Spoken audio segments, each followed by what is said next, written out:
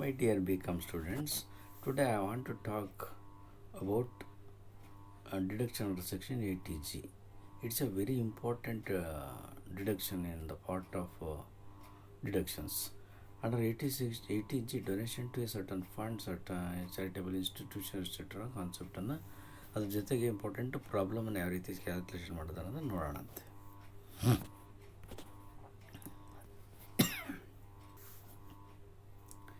80G deduction in respect of donation to a certain fund to charitable institution ಆಗಿರ್ತದೆ.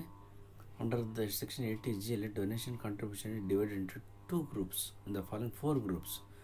Donation qualified 100% without qualifying limit. Donation qualified 100% is subject to the 10% adjusted total. Donation qualified 50% donation without qualifying, 50% 10% adjusted gross total income ಅಂತ ಹೇಳ್ಬಿಟ್ಟು 4 group ಆಗಿ ಮಾಡ್ತೀವಿ.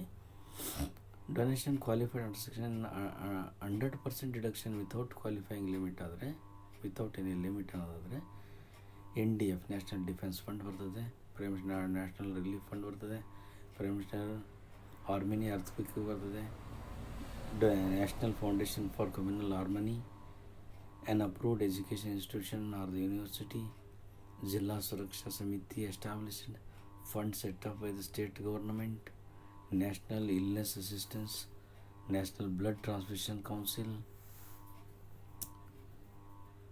National Trust for Welfare Persons with Mental Retardation, National Sports Fund, National Cultural Fund, Fund of Technology Development and Application, National Children's Fund, Lieutenant Governor Relief Fund, Air Force, Central Welfare,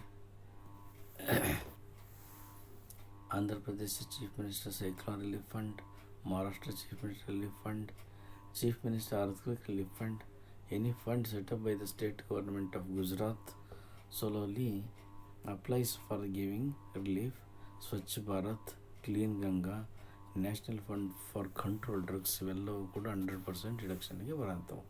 ಹಂಗಾದ್ರೆ what about the 50% without qualifying limit ಅಂತ ಬಂದರೆ Jawaharlal Nehru memorial fund, prime minister drought relief fund, Indira Gandhi memorial fund, Rajiv Gandhi foundation ಇವು without limit 50% qualifying ಅಮೌಂಟ್ಗಳು.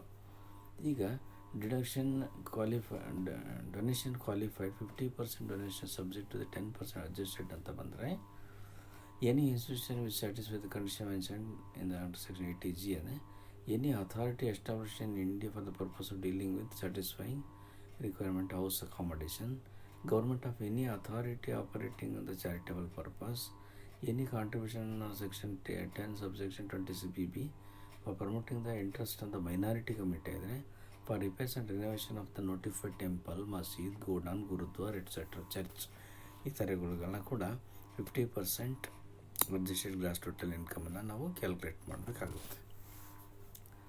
100% donation ಒಳಗಡೆ 10% adjusted gross total ಇನ್ಕಮನ್ನು ಯಾವ ರೀತಿ calculation ಮಾಡ್ಬೋದು ಅಂತ.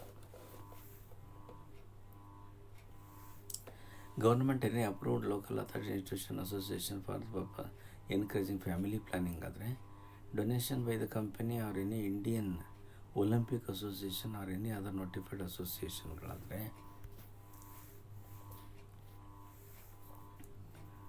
institution formed in India for the development of infrastructure, games, sports in India and or the sponsorship of the games and sports in India ಇವೆಲ್ಲವೂ ಕೂಡ 100% qualified, 50% qualified, 100% qualified with limit, 50% qualified with limit ಇವೆಲ್ಲವನ್ನು ಕೂಡ ನಾವು ಗಮನಿಸಿ 80Gಯನ್ನು ನಾವು ಕ್ಯಾಲ್ಕುಲೇಷನನ್ನು ಮಾಡಬೇಕಾಗತ್ತೆ.